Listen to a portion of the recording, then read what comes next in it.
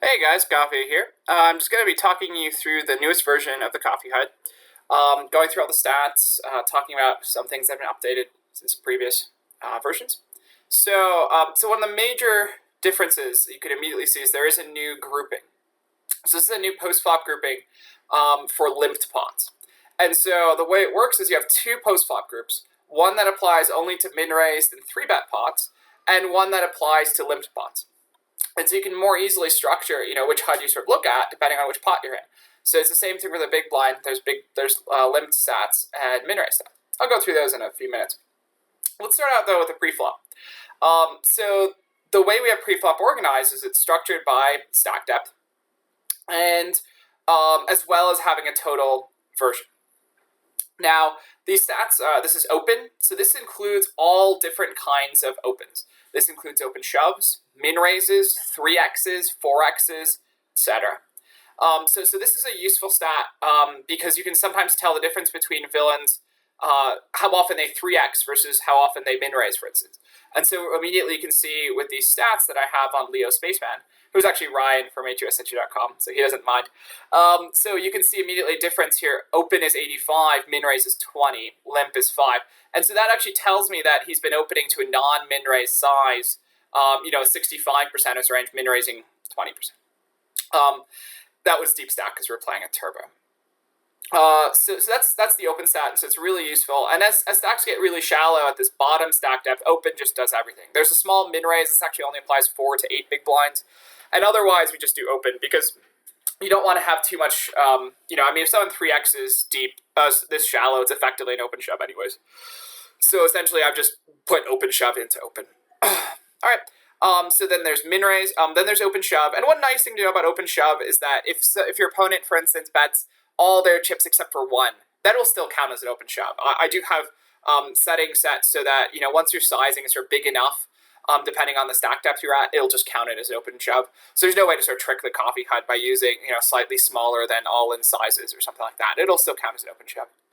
Then we have the limp stat. That's pretty self-explanatory, is how often they've limped. Then there's the limp trap stat, LTR, limp trap. Now this is a very unique stat. It's not really a stat per se. It's more of an indicator. And it's an indicator of what percent of your opponent's limping range is a trap.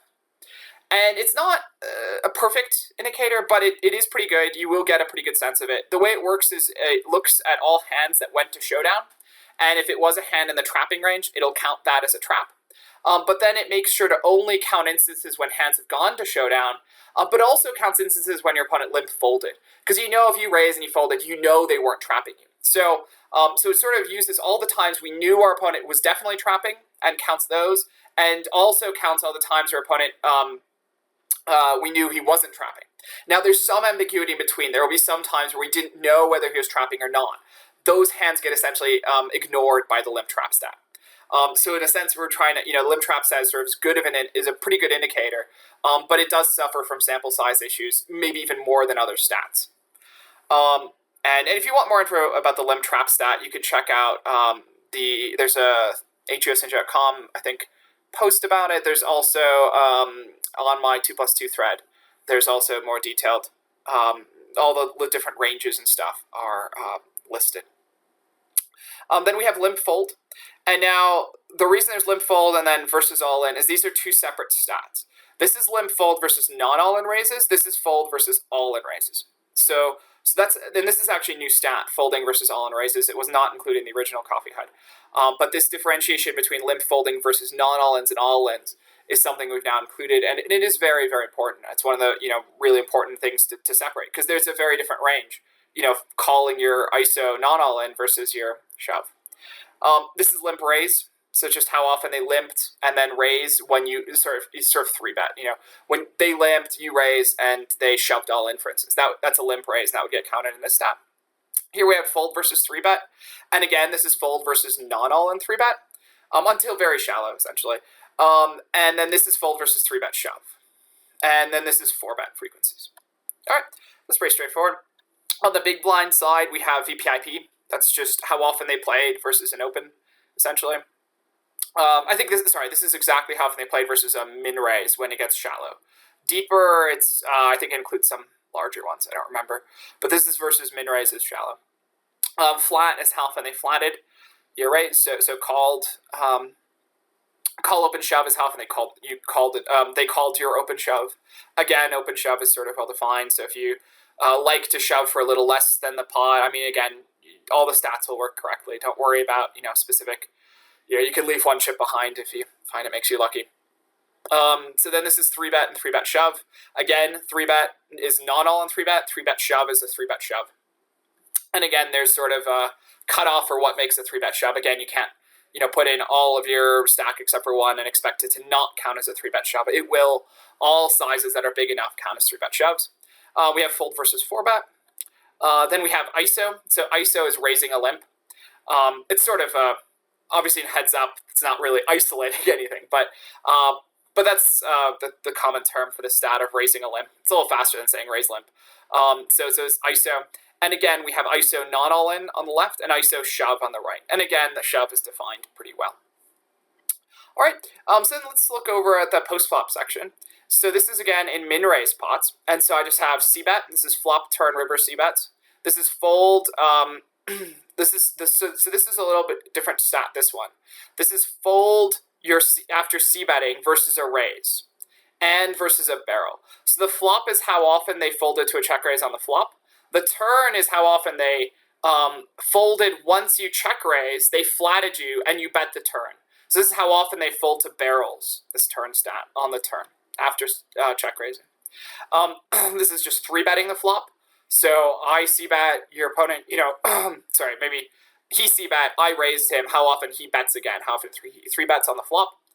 This is delay c-bet, so this is how often if they check back the flop, and they bet the turn. When checked to. So that's often called delay c-bet, and that's what this means. We have fold versus donk. So a donk is just a bet on the flop, just leading the flop in a non-c-bet situation. So if you flat a min-raise and then lead, that's called a donk. And so this is fold versus a flop donk. This is turn donk. So again, if your opponent c-bets, you flat, and then you lead the turn, that's called a donk, turn donk. And this is a river donk. And then this stat is how often they barrel afterwards. Fold to the barrel afterwards. So if I bet the flop and he calls, this is how often he's been folding to the turn if I bet again. This is how often he folds to the river if I 3-barrel. So this is essentially fold versus, the barreling. All right, and then here we have raise donk. So this is raise, how often your opponent raised your flop donk. Now these are 3-bet pots stats. So this is fold versus a c-bet in a 3-bet pot. This is raise versus a c-bet in a 3-bet pot. This is also raise. This is fold. This is fold. And then lastly, we have fold. We have probing. So this is folding versus probes. So probe is kind of like a donk, except that it's when your opponent takes a passive action rather than aggressive action. So this is specifically folding versus the turn probe is if your opponent check back the flop. This is how often they folded if you lead the turn after they check back the flop. This is how often they fold if they checked back the turn. So this is fold versus river probe. A river probe is when one player c-bets the flop, then checks back the turn. Then if you bet into them, that's probing the river. So that's what that stat is. And then this is fold versus the barrel after probing. So if you probe the turn, this is how often you would have seen a fold to the river barrel after that. So if you're looking at 2-barrel, you bet the turn as a bluff, and then you're thinking about bluffing the river, this is the stat you can sort of look at, is how often they folded in the past to that probe, that river barrel after probing. This is in limped pots. This is a lot of equivalent stats in limped pots. This is limp c-bet, so this is just c-bet in a limped pot. This is fold versus the check raise and versus the barrel. Again, so this is fold versus check raise. This is fold versus the barrel. This is fold versus limped pot, donk, and barrel. So this is the same as fold versus donk and barrel, except for limped pots. And so, this is slightly different. This is how often they fold to the flop donk. The turn and river is how often they fold to barreling after the flop donk. So this doesn't include folding to turn donks, because it's not as important in limped pots.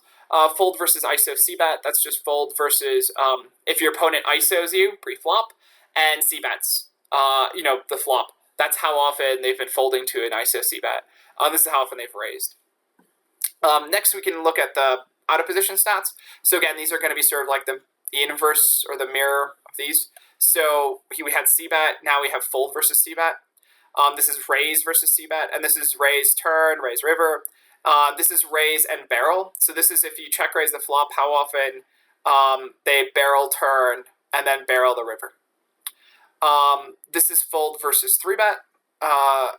We sort of talked about that. We talked about 3-betting the flops. This is fold versus flop 3-bet. This is fold versus a delay c-bet. This is just donking, how often they donked, donk and barrel. This is how often they donked and then folded to a raise. Okay. This is c-betting in 3-bet pots. This is how often they c-bet in a 3-bet pot. And then this is probing. Again, so the turn is if your opponent doesn't c-bet the flop, he checks. This is how often he's probed when I check back the flop.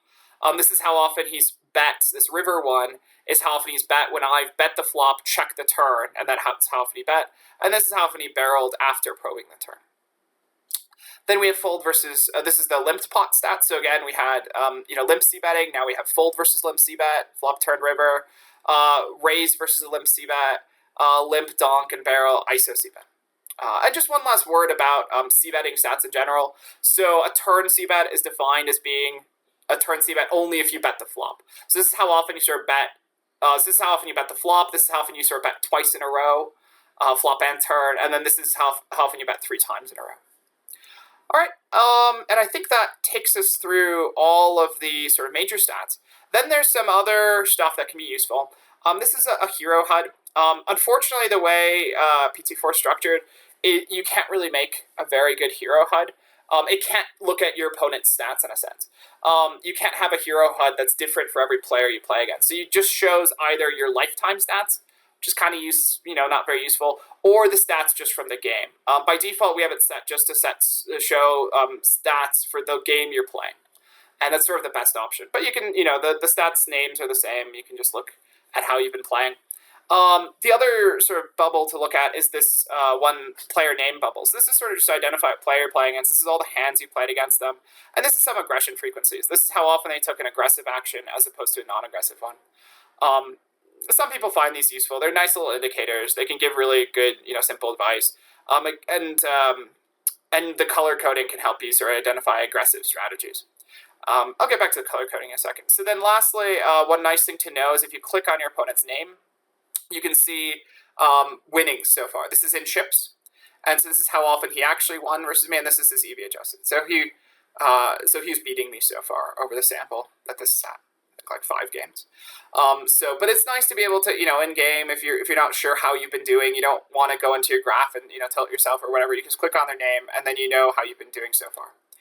All right. Another pop-up is the pop-up on the effective stacks. This is how you click and it'll pop up with the Nash push-fold ranges. So this is in position. This is the pusher ranges and these are the calling ranges. And they work, if you want more info, you can just sort of Google these ranges, but they're really useful, sort of shallower than, 8 big blinds, 7 big blinds.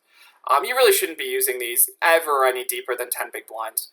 But you can read more about the Nash, heads-up Nash solution. And the way the chart works is these are suited hands, these are offsuit hands. So if I'm interested in 7-6 suited, I start at the left, and I find 7, and I scroll over to 6, and this is 7-6 suited. If I want to find 8-5 offsuit, I start at the top, and then I scroll down to find the 5, and this is 8-5 offsuit. So that's how to find your number. And again, this represents effective stacks, sort of how deep you can get away with shoving and making it better than folding if your opponent's calling the Nash caller range. So, all right, I won't get too much into Nash theory, but I think that's will help out. So last thing to sort of comment on is the color coding. So I put a huge number of hours into trying to make this color coding as useful as possible. And the general idea is that green numbers indicate low frequency ranges for aggression in a sense. So let me sort of make that a little more clear. So green numbers indicate high folding or low betting. That's probably the best way to think about it. So when it's a folding range, you can see green means high numbers mean green, like fold versus delay c-bet, 100%. So that means, they're folding a lot. You're sort of good to go to bluff in a sense. On the other hand, if we look at, let's see, Yeah, so folding, so high numbers are good. On the other hand, for aggression, high numbers are bad. So, or red. So an aggressive stat like opening, higher numbers get red. And the distinguishing, how red it is or how green it is gives you some information. I did try to put as much information into the color coding as possible.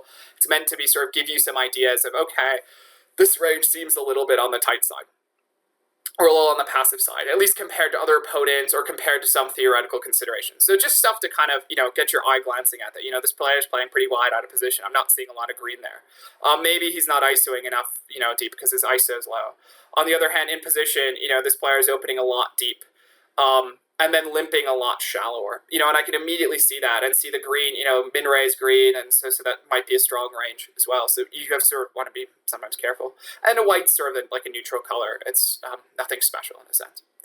So, all right. So I hope this helps you guys in understanding the CoffeeHUD, understand all the new features of it, and helps you use it. Cheers.